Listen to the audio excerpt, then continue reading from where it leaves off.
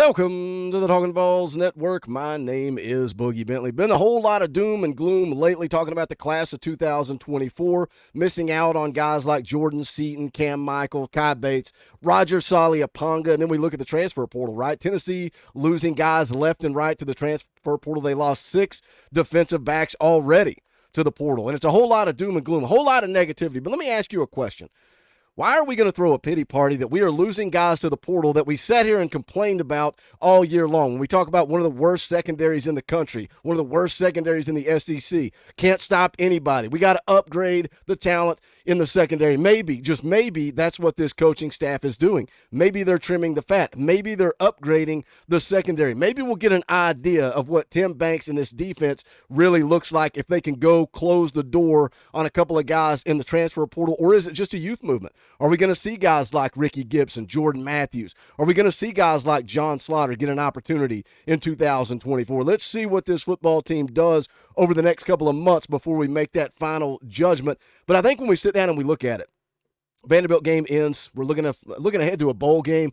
We're looking ahead to the start of the Nico Iamaleava era. We're looking ahead to 2024. We talked over and over. It felt like 2023 that we were kind of on cruise control and just looking ahead to the future. And what the conversations we had were, man, look at that offensive line. Look at that defensive line. Look at some of those guys that have a COVID year. What if we could convince, I don't know, 2 of them to come back, 3 of them to come back? How about we convince the entire offensive line to come back? Gerald Mincey puts it out yesterday. Shout out to the Ball Club for all the opportunities this year. Looking forward to another great year and glad to be signed for 2024.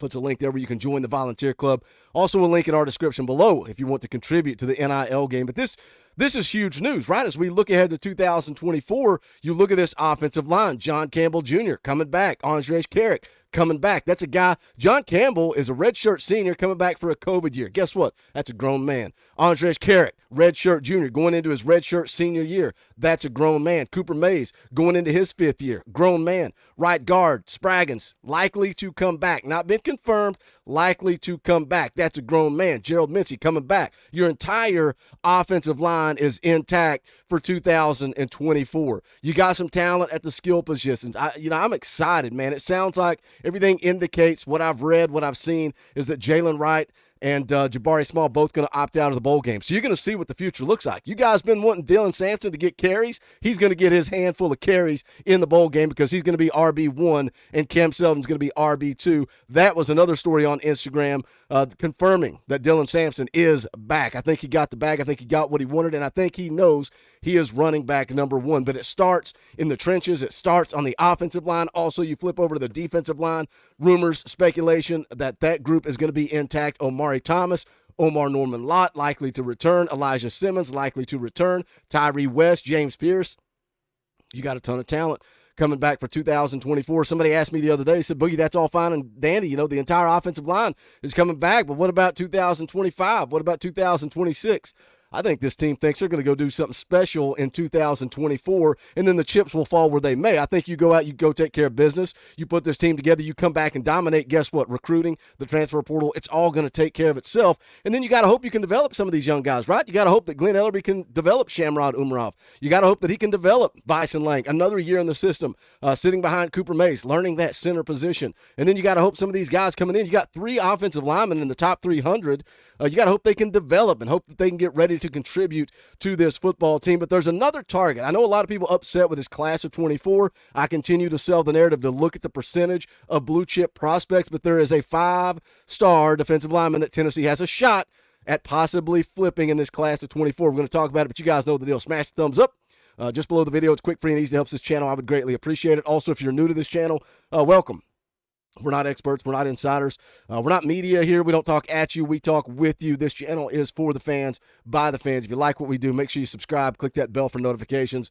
You're not going to miss out when we go live or when we drop a video. We're going to be live later tonight, Tuesday night. You know what that means. We're going to play some NCAA football on the Xbox 360, and we're going to talk all things Tennessee football. Also going to be live tomorrow night, Wednesday night, 7 p.m. Eastern Time. Coach Jay, Coach Rice going to be in the house. We're going to break down all that's going on in recruiting, all that's going on in the transfer portal, and get kind of a gauge of where you guys are at. We had to talk you off the ledge just a couple of days ago. Are you starting to get back? Are you starting to get a little bit excited about the future, about 2024? We're going to talk about it all on Wednesday night at 7 p.m. Eastern time. But let's go ahead and take a look at it again. Class of 2024, Tennessee has an opportunity here. You can see the profile on the screen. Dominick McKinley, 5-star defensive lineman out of Louisiana, 6'5", 280. Nationally, On3 industry rankings have him as the 27th best player in the country. Top 5 defensive lineman, number 1 player out of the state of Louisiana. Now you can see there on the screen, committed to Texas A&M. Boogie, why are we talking about a guy that's committed to Texas A&M? He committed back on September the 1st, picked the Aggies over Texas, LSU, Ohio State, and Oklahoma, but Tennessee did an in-home visit on Monday, got in there. Tim Banks, Rodney Garner went down to see Dominick McKinley. Some interesting things here. We're going to get into it and talk about it, but I want to take a look at his scouting report. This is the first time I've talked about Dominick McKinley on the channel. This is from Gabe Brooks, national scouting analyst over at 247 Sports. This is from August, so pretty recent scouting report here. Classic, tall, big frame defensive lineman with immense bulking capacity and personal flexibility. Great height and length. Owns physical traits to take on blocks to free up teammates, but functional athleticism that fuels impact playmaking and production.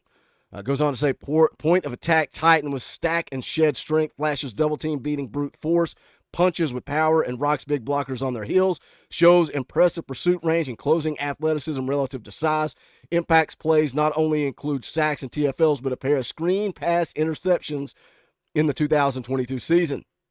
Goes on to say also a volume tackler and rallies back into plays. Throw-around strength combines with promising redirecting quickness to create a terror on the defensive interior. Sign me up for that. Goes on to say checks the multi-sport box with encouraging junior year shot put numbers. Short area explosiveness corresponds on the field. Naturally high center of gravity sometimes compromises leverage. Plays with active heavy hands, but will need to expand moveset as a pass rusher and develop secondary rush plan. Well, I know who can do that. I know who the best defensive line coach in the country is, and he's at the University of Tennessee, and he was in Dominick McKinley's house yesterday. Goes on to say, entering senior season of high school, looks like one of the nation's top defensive linemen in the class, possesses coveted combination of measurables, athleticism, and production, projects as a potential high major impact player with an NFL draft, early draft ceiling. That's a scouting report on Dominick McKinley. Some of you guys may be saying, why are we talking about this guy? Committed to Texas A&M. This is a November update. This goes back to last month update from Sam Spiegelman at On3. He says, right now it's fair to only label Dom McKinley in a wait-and-see mode, along with many other highly rated Texas A&M commits in the 2024 class. After several weeks of making 0 visits, paying full attention to his high school work and his high school season, he made his way back to College Station for the first time since committing last weekend for the A&M Mississippi State game. Afterwards, he reaffirmed his commitment to the Aggies. Boogie, why are we talking about this? It goes on to say, as long as Elijah Robinson is in Aggie land, I would expect McKinley to be an Aggie. How this coaching staff will primarily be the catalyst for what Dom's future holds. Not rushing to make any sort of move until Robinson's future is sorted through. Well, guess what? Fast forward to December. Elijah Robinson is now the defensive line coach.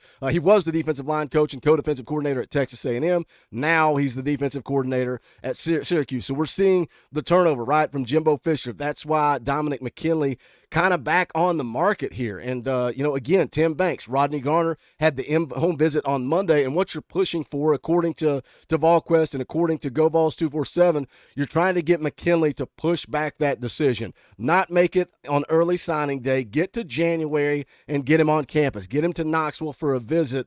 This is from a 247 Sports article. Says McKinley's mother, Angie McKinley, spoke highly of the visit to Texas A&M over the weekend, the family's first extended interactions with the Aggies' new staff.